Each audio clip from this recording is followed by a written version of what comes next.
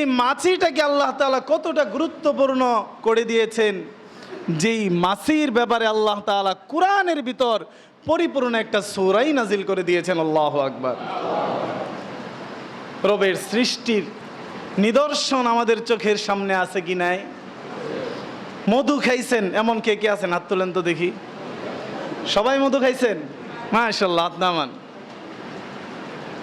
আল্লাহ তাআলা এই মধু সম্পর্কে কোরআনের ভিতর স্পষ্ট রূপে বলে দিয়েছেন, ইয়াখরুজু মিন বুতুনিহা শারাবুম মুখতালিফুন আলওয়ানুহু ফীহি শিফাউল লিন্নাস। আল্লাহু আকবার।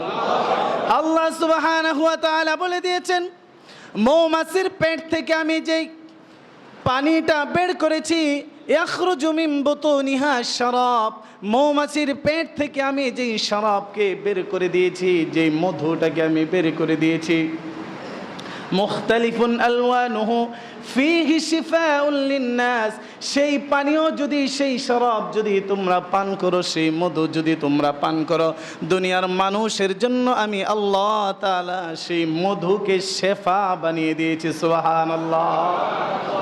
সমস্ত রোগের ঔষধ মৌমাছির এই পেটের পানি। সুবহানাল্লাহ। এই মধু সমস্ত রোগের ঔষধ। বলেছেন কে? মানুষের জন্য, মানুষের যত ধরনের রোগ হতে পারে, মৃত্যু ব্যতীত সমস্ত রোগের ঔষধ এই মধুকে বানিয়ে দিয়েছেন কে? বলবো যে তাহলে আমরা অন্য অন্য ঔষধ খাই কেন?